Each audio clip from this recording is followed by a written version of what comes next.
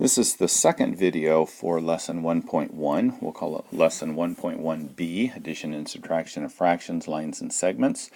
Now in the last video we did some addition of some mixed numbers, and what I want to do now is do a subtraction of a mixed number. So I have 13 3/5 minus 2 7/8. Okay, so let's put that in vertical form.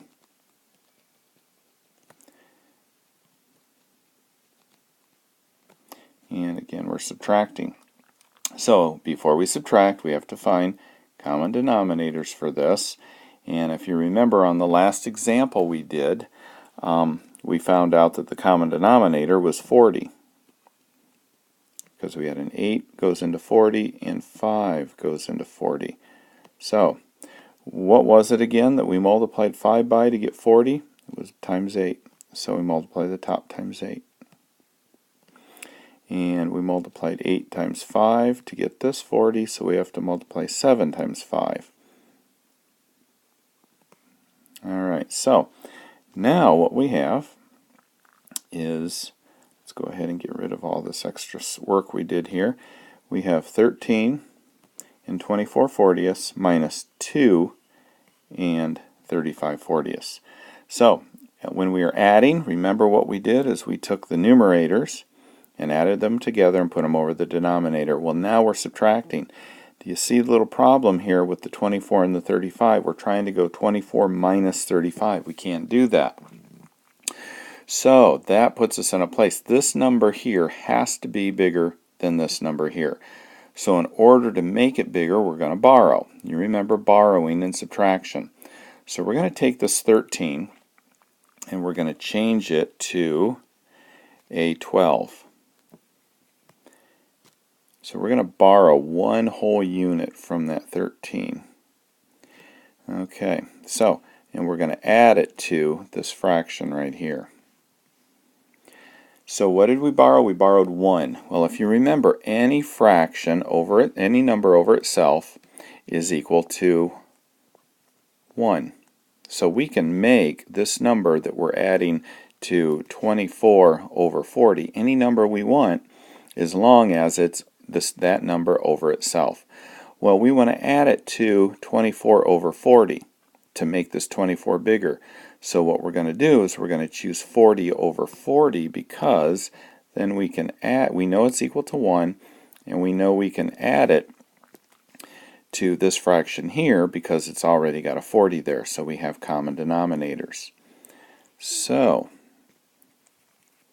that means we have, and let's take this whole thing and put it down here. We have 12 because we borrowed 1, and this added together is going to be 64, and that's going to be over 40, and we're going to subtract 2 35 over 40. Now, if you'll notice, this number here is bigger than this number, so now we can actually subtract the two. So 64 minus 35 is going to give me 29,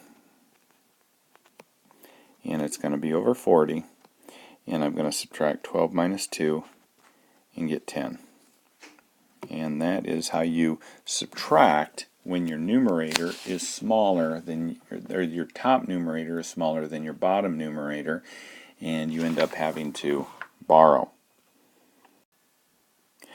Part 1.b in this section, 1.1, has to do with lines and segments, and this is just a real quick reminder of what a number line looks like. An arrowhead at both ends, meaning that our number line goes forever in both directions. And we can name points on this line this line here. And then we can name the line. We have to have a way to name the line. You can't just call it that line. So when we name it with the letters that are on the line. And we put a line, a little micro line right there on top. So we can call it line AX. We could also call it line XC. We could call it line CA if we wanted. Doesn't really matter as long as you pick 2 points on the line, put a little mini line above them with arrows on both sides, and that's how you name the line. Now sometimes you don't want a whole line. Sometimes you just want what is called a line segment, and that means it ends. It has an end point, and let's go ahead, and all line segments have endpoints and they're named. So this line segment is MC, and we draw a little line above it, but we don't put arrowheads on it, meaning that it starts at M and it ends at C. Alright, so usually what we do when we name lines is we usually start on the left and go to the right when we're naming. So we start at A and go to X, or we start at X and go to C. Or down here on the segment we start at M and go to C. There's nothing wrong with calling it line segment C, M, but usually we just go from left to right. So this is example 1, and they're asking us to add or put these together. So before we can add or subtract anything on here, we have to have common denominators. So again, I'm going to put my 11, my 6, and my 3 here, and break them down into the prime factors. Alright, so 11 is already a prime number, so it can't be broken down. 3 is a prime number, it also cannot be broken down. But 6 can be broken down into little primes of 3 and 2. Alright, now, this is where I go back and look at each row. Now I look at this row right here, and I have an 11. So it occurs once. I don't have any 11s here, no 11s here. So the one that occurs the most is that one right there, and I'll circle that. Now I'm going to look at my next row, since everything's done up there. I have a 3 and a 2. Well, I have a 3 that occurs one time here, and a 3 that occurs one time here. So which row does it occur the most?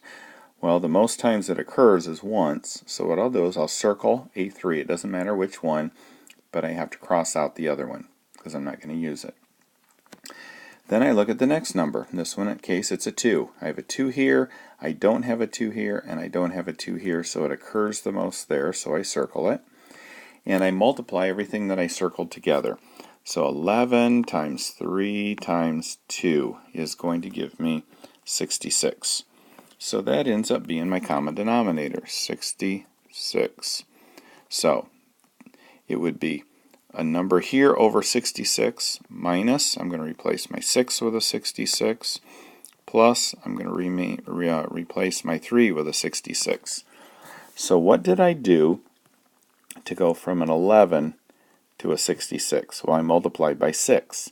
So therefore I multiply my 10 by 6.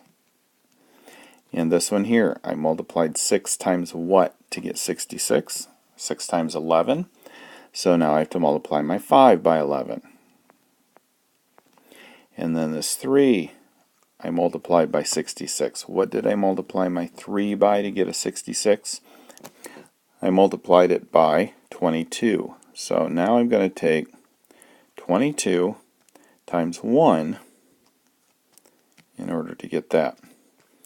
Alright, so now this set of fractions here is the exact same as this set of fractions. The only difference is I changed its form so I could have common denominators. So now I'm going to start adding and subtracting here. So 60 minus 55 is 5 over 66, and then I've got my 22 over 66, and when I add my numerators on this one I get 27 over 66. Now that looks like a fine answer. Problem is it can be reduced. So when I reduce it, I have to find a number that will go into 27 and 66 both. So that's where you get your calculator and you do some division and see if there's a number that goes into both 27 and 66, and in this case it's 3. So 27 divided by 3 is 9. 66 divided by 3 is 22. Now, both of those numbers there are not any numbers that are common to both 9 and 22. There's nothing that will go into both 9 and 22. 3 goes into 9, but 3 does not go into 22. 11 goes into 22, but 11 does not go into 9. So there aren't any numbers that go into both 9 and 22, so therefore we're done. Alright, this is lesson 1 and we're going to do some problems from the homework just so you can get a handle on what we're doing here, kind of give you some extra practice here. So let's look first of all at number 10. We have 14 over 17, and we're going to subtract 6 over 34. Okay, before we subtract, we have to have common denominators. Fortunately, we look at the 17 and the 34. 17 goes into 34. So in fact, 17 times 2 is 34. So we could make that 17 a 34 here, and we multiplied it by 2 to get it to be 34. So we're going to multiply 14 times 2. And since we already have a 34 there, we have a common denominator, and now all we do is subtract our numerators. 28 minus 6 is 22 over 34. Now one of the things to look at, since both our top number and bottom number are even, we know it can be reduced. So we're going to divide both of those by 2. 11 over 17. Now both of those are prime numbers. So when they're both prime numbers, it can't be reduced any further, so that ends up being our answer as 11 over 17.